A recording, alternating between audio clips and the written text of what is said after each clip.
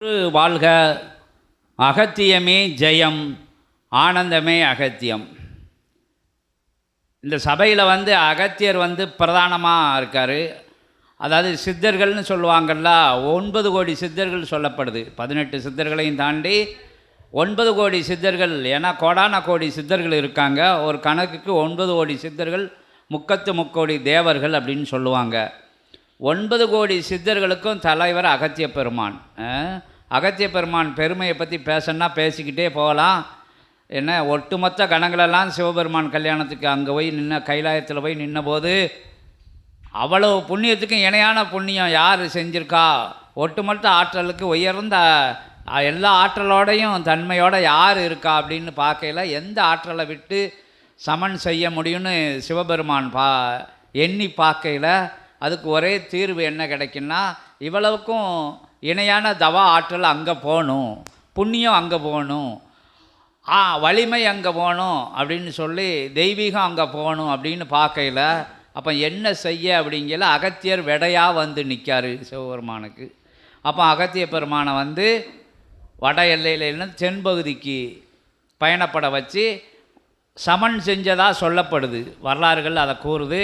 நடந்த நிகழ்வும் அதுதான். அது சூட்சமம், உயர் சூட்சமம். அது அதி உன்னத மகா சூட்சமம். அது 7 கடலையும் அசுரர்கள்லாம் பிரச்சனை பண்ணிட்டு, மகாவிஷ்ணுகிட்ட பிரச்சனை பண்ணிட்டு ஆதாள பாதாளத்தில் போய் கடலில் போய் மறைஞ்சுக்கு இருந்த நிலை அது சூட்சம கடல். அதை ஃபுல்லாக வத்த வைக்கணும்னா யார் முடியும் அப்படிங்கிற அதுக்கும் அகத்திய பெருமான் தான் விடையாக நிற்கார்.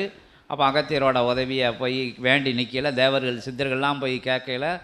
சரி அப்படின்னு சொல்லி, சரி நல்ல விஷயங்கள் நடக்கணும், தீயவர்கள் அழியணும் அப்படின்னு உன்னதமான விஷயத்துக்காக அதை செய்வோம்னு சொல்லி அகத்திய பெருமான் அந்த விஷயத்தை எடுத்துக்கிட்டு 7 கடலையும் குடிச்சிருந்தாரு. பிறகு அங்கே அழிக்கப்படுது. இப்படின்னு அகத்திய பெருமானை பற்றி சொல்லிக்கிட்டே போகலாம். ராவணனை அழிக்கிறதுக்கு ராமர் வேண்டி நின்ன இடம் அகத்திய பெருமான்கிட்ட. அப்போ மந்திரங்கள் 2 மந்திரங்கள் உபதேசமாக கொடுக்கப்படுது. அது அனுக்கிரகங்கள் அகத்திய பெருமான்கிட்ட இருந்து வரமாக வாங்குதார். யார்? ராமபிரான். அவர் ஒரு அவதார சூட்சமாக மகாவிஷ்ணுவோட அவதார நிலையாக இருந்தாலும் கூட அகத்திய பெருமான்கிட்ட அனுக்கிரகம் வாங்கி ஆசான் நிலையில் இருந்து அவர்கிட்ட பயிற்சி விட்டு தான் திருப்பி அங்கே இல்லை இலங்கைக்கு போக அந்த பாலம் போடுறதுக்கெல்லாம் அகத்திய பெருமான் தான் ஆலோசனை சொன்னதா. தப வலிமை தானே எல்லாமே. அதுக்கு அகத்தியரோட அனுக்கிரகம் கிடச்சதா சொல்லப்படுது. அந்த பாலத்தோட தொடக்கத்தில் அகத்திய பெருமான் ஆலயம் இருக்குன்னுலாம் சொல்லுதாங்க. இப்படி எண்ணற்ற விஷயங்கள், 1-2 விஷயங்கள் தான் நமக்கு தெரியும்.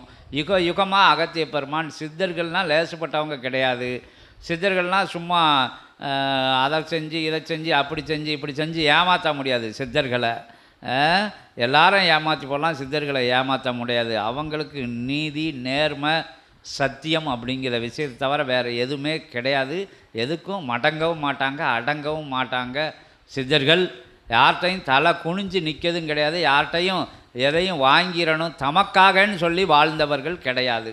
பிரபஞ்சம் நல்லா இருக்கணும், உலகம் ஒய்யணும், உயர் சூட்சமாக நடக்கணும், இறை சூட்சமாக நடக்கணும், பிரபஞ்சம் இயங்கணும் அப்படிங்கிற நிலைக்காக தான் சித்தர்கள் உருவாக்கப்பட்டாங்க.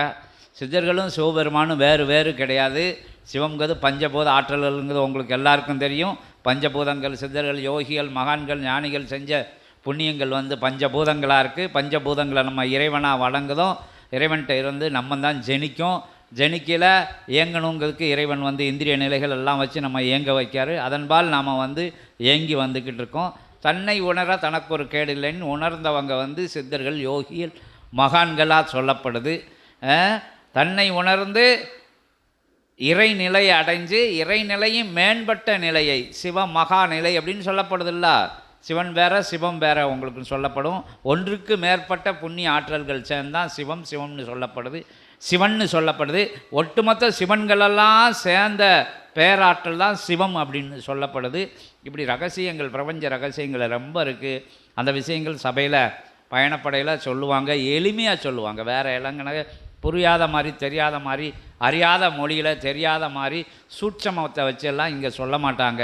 இங்கே அப்படி எளியவர்களுக்கு, சின்ன குழந்தைகள் கூட பிரபஞ்சம் எப்படி இயங்குது அப்படின்னு சொல்லி கொடுத்துக்கிட்டு வரோம். இன்றைக்கி நேரப்பொழுது, காலப்பொழுது இல்லை, நீங்கள் பதிவில் பார்த்துக்கோங்க. அகஸ்தியர் பிரபஞ்ச ராஜ்யத்தில் போய் சேருங்க, பாருங்கள், முழுமையான விஷயங்கள் தெரியும். என்ன எப்படி என்ன விஷயங்கள்லாம் எவ்வளோ எளிமையாக சொல்லுதாங்க. சபையில் என்ன நிகழ்வுகள் நடக்கு, இறை வந்து ஏன் அங்கே மட்டும் பேசுகிறாரு, வேறு எங்கேயும் பேசாமல், ஏன் கடவுளை கூட்டு பேசக்கூடிய ஆற்றலை அந்த தளத்துக்கு கொடுத்துருக்காங்க, ஏன் திருமுருகன் ஆட்சி பண்ணதுக்கு வேறு இடமே இல்லையா, ஏன் சித்த சபையில் போய் உட்கார்ந்துருக்காரு, அதுவும் 27,000 கோடி லோகங்களுக்கு மன்னனா ஏன் உட்கார்ந்துருக்காரு, அங்கேருந்து ஏன் வேல் பகிரப்படுது, 10 அவதாரங்களை எதுக்கு மகாவிஷ்ணு அந்த எல்லைக்கு தாரை வார்த்து கொடுத்தாரு, ஏன் அவதாரங்களை சுழல் முறையில் தவம் இருக்க வச்சார், ஏன் ஒரு நாளிகைக்கு ஒரு கணங்களை இடம்பெயர்த்து தவம் இருக்க வச்சார், மேலே ஏன் சடாட்சர சக்கரம் சுற்றுது, அதுக்கு மேலே ஏன் 10 அவதாரங்களோட ஆற்றல் மிக்க ஆயுதங்கள் பிரபஞ்சம் பூரா வளம் வருது, ஏன் கல்கி அவதாரத்தை அந்த தளத்துக்கு கொடுத்தாங்க, ஏன் சத்யநாராயண அவதாரத்தை மறு நிலை கொடுத்து, அதாவது சத்யநாராயண அவதாரத்தை இன்னொரு முறை அவதாரம் எடுத்து வச்சது மாதிரி இந்த சபைக்கு வந்து கொடுத்துருக்காரு மகாவிஷ்ணு. இப்படி எத்தனையோ விஷயங்கள் ஒத்துமொத்த திவ்ய தேசங்களை ஒன்றிணைச்சு ஒரே இடமா அமர வச்சது, திருப்பாற்கடல் நிலை கண்டு அமர்ந்த இடம், அஷ்டலட்சுமிகள் உட்கார்ந்து அமர்தவம் இருக்கக்கூடிய இடம், அன்னபூரணி இங்கே உட்காந்து தவம் இருக்க அச்சை பாத்திரம் கொடுத்து தவம் இருக்கக்கூடிய இடம், ஆதி கைலாய சிவசூட்சம நூல்னு இறைவனை அழைத்து பேசக்கூடிய அற்புதமான பொக்கிஷம். இதுவரைக்கும் யாருக்கும் கொடுக்கப்பட்டதே இல்லை, யுகம் தாண்டி யாருக்கும் கொடுக்கப்பட்டதே இல்லை, இனிமையும் கொடுக்க போகிறது இல்லை அப்படிங்கிற விஷயங்கள் இங்கே சொல்லப்படுது. அந்த ஆதி கைலாய சிவசூட்சம நூலை பற்றி சொன்னால் சொல்லிக்கிட்டே போகலாம். அதில் இல்லாத விஷயங்கள் கிடையாது, அதில் இல்லாத லோகங்கள் கிடையாது, இல்லாத தெய்வங்கள் கிடையாது, இல்லாத அனுக்கிரகங்கள் கிடையாது, இல்லாத தகவல்கள் கிடையாது, இல்லாத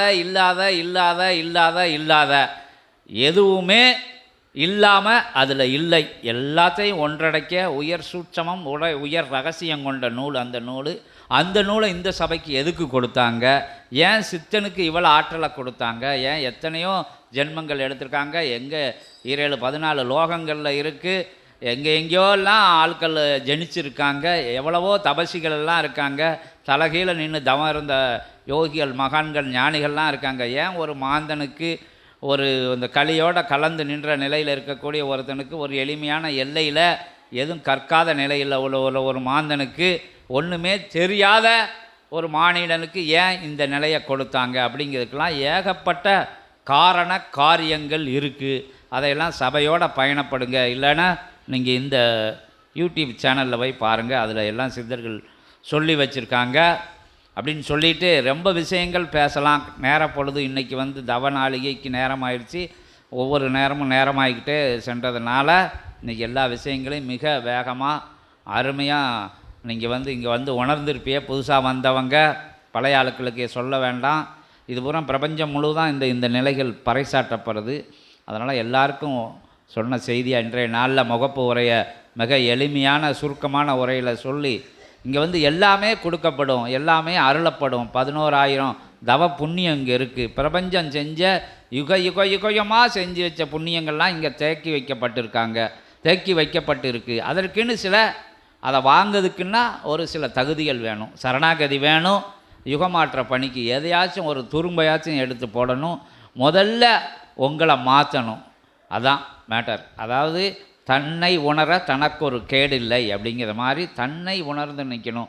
நான் என்ன சாமி உணர, நான் காலையில் எழுந்திரிச்சு காலையில் எழுந்திரிச்சு குளிக்கன்னு செய்தேன், எல்லா வேலையும் பார்க்க, எல்லா விஷயங்களும் நல்லபடியாக செஞ்சுட்டு வரேன், நான் நல்லா நிறைவாக தான் இருக்கேன், இன்னும் என்னையை பார்க்க சொல்லுதே, எனக்கு இவ்வளோ விஷயங்கள் இருக்குது, இவ்வளோ கடன் இருக்குது, இவ்வளோ சொத்து இருக்குது, இந்த விஷயங்கள் இருக்குது, கணவன் மனைவி இருக்காங்க, பிள்ளைகள் இருக்காங்க, இதுக்கு மேலே என்ன உணர சொல்லுதே, எனக்கு பிபி இவ்வளோ இருக்குது, சுகர் இவ்வளோ இருக்குது, எனக்கு இந்த விஷயங்கள் இப்படி இருக்குது, இவ்வளோ ஆரோக்கியமாக இருக்கேன், ஓடுனா இவ்வளோ நல்லா ஓடிடுவேன், இத்தனை கிலோ வெயிட்டை தூக்கிடுவேன், இப்படி விஷயங்கள் கிடையாது. உன்னை உணரன்னா உனக்குள்ளே தோன்றக்கூடிய நல்ல விஷயங்கள், கெட்ட விஷயங்கள், எத்தனை நல்ல விஷயங்கள் நீங்கள் செஞ்சுட்டு வாரைய, எத்தனை உங்களையும் அறியாமல். எனக்கு சில பேர் சொல்லுவாங்க, எனக்கு டென்ஷன் ஆயிடுச்சு அப்படிம்பாங்க, எனக்கு கோபம் வந்தால் எவனும் எதுக்கு நிற்க முடியாது, யாராக இருந்தாலும் நான் பார்க்க மாட்டேன், எங்கள் அப்பா அம்மாவை கூட பார்க்க மாட்டேன், கணவன் மனைவின்னு கூட தெரியாது, காட்டுத்தனமாக கோபம் வரும் அப்படின்னா நீ காட்டில் தான் போயிருக்கணும், வீட்டில் இருக்க தகுதி இல்லாத நிலை தான் அப்படின்னு தான் சித்தர்கள் சொல்லுவாங்க. கோபம் சின்ன ஜந்துவுக்கு கூட கோபம் வரும். கோபம் வர்றதுக்கு பூனையை கூட ஒரு 4 சோத்துக்குள்ளே அடைச்சி வச்சான்னா புலியாக மாறிடும்னு சொல்லுவாங்க. கோபப்படுறது பெரிய விஷயங்கள் கிடையாது. கையை ஓங்குது காலை ஓங்குதெல்லாம் பெரிய விஷயங்கள் கிடையாது. அடக்கக்கூடிய விஷயங்களை தான் மாவீரன்னு சொல்லியிருக்காங்க. கோபத்தை கோபங்கிறது சின்ன விஷயம். ஆசை ஒவ்வொரு விஷயங்கள் ஆசைன்னா சாப்பிடணும், வைக்கணும், அந்த சம்பாத்தியம் பண்ணணும், இதை செய்யணும், பிள்ளைகளுக்கு செய்யணும், உயர்வடையணும் அப்படிங்கிற விஷயங்களெல்லாம் ஆசை. அதெல்லாம் ஆசையாக சொல்லப்படல. அது இகலோகத்துக்கு தேவையான விஷயங்கள். ஆசைன்னா பேராசை பின்னாடி ஓடுது. பேராசைன்னா நிற்கவே நிற்காது. 1 லட்சம் தேவைப்படும், 10 லட்சம் வரும், அப்பவும் நிறைவு இருக்காது. 1 கோடி வரும், அப்பவும் நிறைவு இருக்காது. அப்போ பல கோடியாக பெருக்கணும் அப்படின்னு வரும். 1 ஏக்கர் இருக்கும், அப்பவும் நிறைவு இருக்காது. 2 ஏக்கர் வரும், 5 ஏக்கர் வரும், 10 ஏக்கர் வரும். 50 ஏக்கர் செஞ்சாலும் அடங்காது. அது உயிர் போகந்தண்டி 100 ஏக்கர் வந்தாலும் சரி, 150 ஏக்கர் வந்தாலும் சரி, கடைசிக்கு அது ஒன்றும் பயன்படுத்த முடியாமல் போயிடும். அடுத்தவன் பயன்படுத்தையும் பிடுங்கி வச்சுக்கிட்டு ஒரு விஷயங்களும் செய்ய முடியாமல் அடுத்தவன் தூங்குற இடத்துல நீ உட்காந்துக்கிட்டு இருக்க வேண்டிய ஒரு சூழல் உருவாகிடும். அடுத்தவனோட வாழ்வாதாரத்தை கெடுக்க வேண்டிய விஷயங்கள் தான் நடந்துக்கிட்டு இருக்கும். பாவச் செயலில் சொல்லப்படுது. தேவையான விஷயங்களுக்கு ஆசைப்படுது பாவம் இல்லை அப்படின்னு சொல்லப்படுது. நிறைவேறாத ஆசைகளெல்லாம் நினைக்கிது. எல்லா விஷயங்களும் நிறைவாக இருக்கையில் கிடைக்காத விஷயத்து மேலே நாட்டம் இருக்குது. அதைத்தான் ஆசைன்னு சொல்லுவாங்க. இப்படி எல்லா விஷயங்களும் அளவுக்கு அதிகமாக இருக்கக்கூடாது அப்படிங்கிறது தான். எல்லா விஷயங்களும் இருக்கணும், ஆனால் இருக்கக்கூடாது. சொல்லுவாங்கள்ல, பாம்பும் சாகணும், கம்பும் ஒடியக்கூடாதுன்னு சொல்லுவாங்கள்ல. வாழணும், சம்பாத்தியம் பண்ணணும், எல்லாம் செய்யணும், ஆனால் அதோட உழன்றக்கூடாது. அது மறையக்கூடிய விஷயங்கள். மறையா இறைவன் நமக்குள்ளே இருக்கான் அப்படிங்கிற விஷயங்களை உணரணும். தன்னிலை தான் என்ன பாவம் செய்தோம், என்ன புண்ணியம் செய்தோம். ஒவ்வொரு நாளும் அதிகாலையில் எந்திரிச்சு யாருக்காச்சும் ஏதாச்சும் செஞ்சோமா? நம்மளுக்கு பிரபஞ்சம் கருவில் இருந்து கொடுத்துக்கிட்டே இருக்குது. காற்றா, மூச்சா, நீரா, நெருப்பா, ஆகாயமாக கொடுத்துக்கிட்டே இருக்குது. வாழதுக்கு தேவையான விஷயங்கள் கொடுக்கு, நம்ம தேகத்துக்கு தேவையான விஷயங்கள் கொடுத்துக்கிட்டு இருக்குது. வளர்ச்சிக்கு தேவையான விஷயங்கள், எல்லாத்துக்கும் தேவையான விஷயங்களை பிரபஞ்சம் கணக்கு பார்க்காம கொடுக்கு. எதுலேயும் எழுதி வைக்கணும். எழுதி வைக்கணும்ல, உனக்கு இவ்வளோ ரூபா கொடுத்துருக்கு, எத்தனாம் தேதி இன்ன கிழமையில் 1,25,000 ரூபா, 30,000, 20,000, 40,000 இது கொடுக்கப்பட்டது. இந்த பொருள் இந்த இடத்துல இருந்து இடம்பெயர்ந்தது, இந்த தேதியில் வாங்கிட்டு போனாங்கன்னு எழுதி வச்சுருக்கோம்ல. நம்ம எழுதி ரொம்ப ஞாபகமாக வச்சு, நம்ம கொஞ்சம் வயசாகிடுச்சுன்னா பேரம்பேத்தியில் கூப்பிட்டு கணக்கு சொல்லிவிட்டு, இவன் இவ்வளோ வாங்கியிருக்கான், இந்த விஷயங்கள் இங்கே இருக்குது, இந்த விஷயங்கள் நம்ம கொடுக்க வேண்டியது இருக்குது, கொடுக்க வேண்டியதை கொடுக்காத, வாங்க வேண்டியதை வாங்கிரு அப்படின்லாம் சொல்லிட்டு போகிறாங்க. ஆனால் பிரபஞ்சம் என்ன சொல்லுதுன்னா, கொடுத்த விஷயங்களை கணக்கு எழுதி வைக்காமல் இருக்குது, ஆனால் எழுதி வச்சிருக்கு. என்ன எழுதி வச்சிருக்குன்னா, நீ செஞ்சுக்கிட்டே இருந்தால் கணக்கு கிடையாமல் அது கொடுத்துக்கிட்டே இருக்குது. நீ எனக்கு, என் மனைவிக்கு, என் பிள்ளைகளுக்கு, என் சொந்தக்காரங்களுக்கு அப்படின்னு நீங்கள் உள்ளுக்குள்ளே வச்சு தேவையில்லாத விஷயங்களுக்கெல்லாம் போய் அடுத்தவங்கள பிரபஞ்சத்தை புண்ணாக்கையில் பிரச்சனை பண்ணையில் அப்போ பிரபஞ்சத்துக்கு அது எப்படி இருந்தாலும் பிரபஞ்சத்தோட சொத்து. ஒவ்வொரு மனிதனும், ஒவ்வொரு ஜீவராசிகளும், ஒவ்வொருட புல்லு பூண்டு அனைத்து ஜீவராசிகளும் பிரபஞ்சத்தோட சொத்து. அதை போய் துன்பம் பண்ணையில், துயரம் பண்ணையில், வேதனைப்படுத்தையில் ஆள் இல்லை, சொந்தக்காரங்க இல்லை, தெரிஞ்சவங்க இல்லை, ஒத்தாளாக இருக்கான், எவனுமே வரமாட்டான், இவனை திட்டுனா அவன் எளிய நிலையில் இருக்கான், அவனுக்கு ஒன்றுமே கிடையாதுன்னு போகையில் பிரபஞ்சம் சீற்றம் அடைஞ்சிரும், எழுதி வச்சிரும். ஓ, நீ இப்படி செய்தியா, நான் இப்படி செய்தேன்டா அப்படின்னு எழுதி வச்சிரும். அது பாவக்கணக்கில். புண்ணிய கணக்கிலையும் எழுதி வைக்கும். புண்ணியங்கள் நினைக்கல எழுதி வைக்கும். அதான் நமக்கு பிறப்புக்கு காரணமாக இருக்குது. பிறப்போம், அதான் நம்மளோட ஏற்ற இறக்கங்கள், வாழ்க்கை நிலையில் எல்லாத்துக்கும் காரணமாக இருக்குது பாவ புண்ணியங்கள். அப்போ கொடுக்காத பட்சத்தில் அதை வசூல் பண்ண ஆரம்பிச்சிடும். கொடுத்துக்கிட்டே இருக்குது, யாருக்கும் கொடுக்க மாட்டேன், என்னமும் செய்யலை. அப்போ நீ இந்த இடத்துல பெற, எதுவும் இல்லாதவங்க பெற, இன்னும் அண்ணன் தங்கச்சிகள் சரியில்லாதவங்களோட பெற, அக்கா தங்கச்சிகள் சரியில்லாதவங்க, மாமன் மச்சவன் சரியில்லாதவங்களோட அங்க அவயங்கள் சரியில்லாத நிலையில், அவலட்சண நிலையில் அப்படி பெற, இப்படி பெற, அது அந்த குறைபாடோட பெற, இந்த குறைபாடோட பெறன்னு பிரபஞ்சம் கணக்கு எழுதி நம்ம ஜெனிக்க தான் நம்ம பிறந்த இடங்கள், நம்ம முன்னோர்கள், மூத்தோர்கள், நம்ம தாய் தந்தையர்கள், நமக்கு உடன்பிறப்புகள், சகோதரிகள் எல்லாருமே, நம்ம பகைவர்கள், நண்பர்கள், ஊர்க்காரங்க எல்லாமே, இடதுக்காரங்க, வழிபாடு செய்யக்கூடிய தெய்வங்கள் எல்லாமே பூர்வ ஜென்ம ஏற்ற இறக்கங்கள்னால தான் கொடுக்கப்பட்டிருக்கு அப்படிங்கிறத சொல்லிக்கிட்டு, இங்கே என்ன கொடுக்க பாரு, நீங்கள் இப்போ விஷயங்கள்லாம் சொல்லி என்ன சாமி செய்ய போகிறீங்கன்னா, இங்கே கணக்கு பார்க்காத இடம், பிரபஞ்சம் கணக்கு பார்க்காத இடம், சிவபெருமான் உட்காந்து சித்தர்களை கணக்கு பார்க்க சொல்லியிருக்கிற இடம்.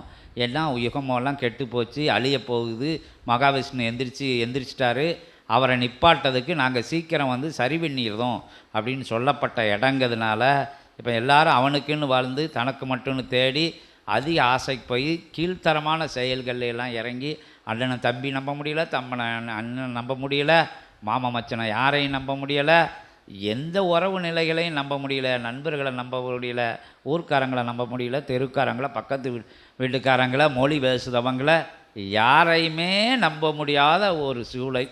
ஏன் பெத்த பிள்ளைகளை தாய் தகப்பங்கள் நம்ப முடியலை, தாய் தகப்பங்களை பிள்ளையை நம்ப முடியலை.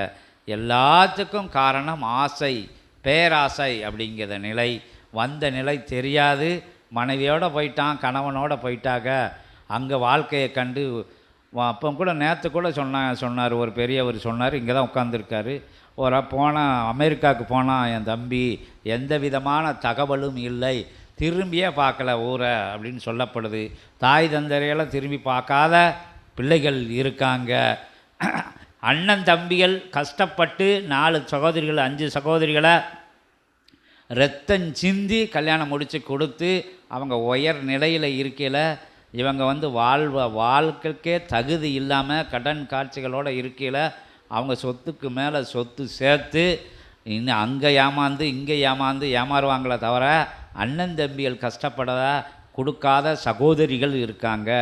சகோதரிகள் கஷ்டப்படையில் கூடாது அப்படின்னு மனைவி சொல்ல கேட்டுக்கிட்டு வந்த வழி தெரியாமல் சின்ன பிள்ளைகளை இருந்து சாப்பாடு போட்டு வளர்த்த சகோதரிகளை கண்டுக்காத சகோதரர்கள் இருக்காங்க. இந்த நிலைகள்லாம் இப்போ இந்த யுகத்தில், இந்த மாற்று யுகத்தில் எங்கேயோ போயிடுச்சு. எனக்கு என் பிள்ளைகளுக்கு ஒரு சின்ன வட்டம், ஒரு சின்ன கோடு இதுக்குள்ளே போட்டு ஓடாமல் வந்த பாதை தெரியலை, போன பாதை எதுன்னு தெரியலை, கண்டதே காட்சி கொண்டதே கோலம் அப்படிங்கிற நிலையில் வாழதுனால பாவங்கள் அதிகமாக ஆயிடுச்சு. அப்போ பஞ்சபூதங்களுக்கு தேவையான ஆற்றல் கிடைக்க மாட்டேங்க. ஏன்னா இங்கே புண்ணியம் தானே ஆற்றலாக போகுது, கிடைக்கல. பஞ்சபூதங்கள் சீற்றமாகல செனமாகுது. செனமாகி அது என்ன ஆகுது, வேற்று மாற்று நிலைகளுக்குள்ளே அது போயிடுது. அங்கே பூகம்பம், இங்கே அது இது, அந்த காய்ச்சல் இந்த காய்ச்சல், பேர் தெரியாத காய்ச்சல், டெங்கு, கொரோனா, லொடுக்குன்னு அது வானைக்கு லிஸ்ட்டு ஓவராக போய்கிட்டே இருக்குது. வடிவேல் சொன்ன மாதிரி லிஸ்ட்டு ஓவராக இருக்குன்ட்டு எங்கே பார்த்தாலும் நோய் நொடி. வீட்டுக்குள்ளேருந்து வெளியே போய் சாப்பிட முடியல, வீட்டுக்குள்ளேருந்து வெளியே போய் சுவாசிக்க முடியல, மாசு, எல்லா விஷயங்களும் வந்து ரொம்ப கெட்டு போச்சு. இன்னும் கெட்டு போய்கிட்டே இருக்குது, நமக்கு தெரியாது. ஏன்னா நம்ம ஒரே நிலத்தடி நீர் கீழே வாக்கில் போய்கிட்டு இருக்குது. காற்று சுத்தமான காற்று அடிக்க மாட்டேங்கு. ஒவ்வொரு பெரு நகரங்கள்லாம் ரொம்ப நஞ்சு ஆகிக்கிட்டு இருக்குது. இந்த விஷயங்கள் இன்னும் தீவிரமாக போகுது. இப்போ ஏதோ ஒரு பேர் சொல்லிக்கிட்டு இருக்காங்க, பூமி வெப்பமயம் ஆகுதுன்னு சொல்லிக்கிட்டு இருக்காங்க.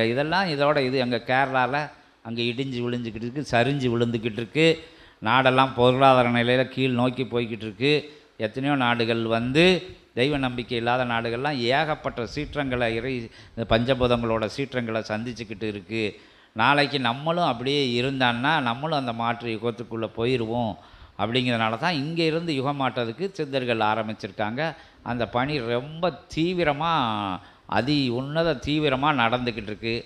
அதன் ஒரு நிலை தான் இங்கே நடக்கக்கூடிய எல்லா நிலைகளும் அதோட தொடர் நிலைகளாக தான் இங்கே இருந்து ஆரம்பிக்காங்க. சித்தர்கள், யோகிகள், மகான்கள், ஞானிகள்லாம் இங்கே இருந்து எப்படி மாற்றலாம் அப்படின்னு ஆரம்பிக்காங்க. இங்கே ஒரு இடத்துல மாற்றமாகலை, பல இடங்களில் மாற்றமாகி பல்கி பெருகி பலவாறு மாற்றமடைஞ்சு உயர்நிலையை அடையும் அப்படின்னு சொல்லிக்கிட்டு உன்னதமான தருணத்தை கொடுத்த, உத்தமமான தருணத்தை கொடுத்த இறை கணங்களை எல்லாம் வணங்கி, சித்த தேவ கணங்களை எல்லாம் வணங்கி, அற்புதமான நிலையில் முகப்பு உரை இதே ஓரளவுக்கு உங்களுக்கு புரிஞ்சிருக்கும். இன்னும் விஷயங்கள் திருமுருகனோட அற்புதமான நிலையில் கேட்டுக்கோங்கன்னு சொல்லி திருமுருகப்பெருமான அழைக்கும் நிகழ்வு நடைபெற உள்ளது. இன்புற்று வாழ்க.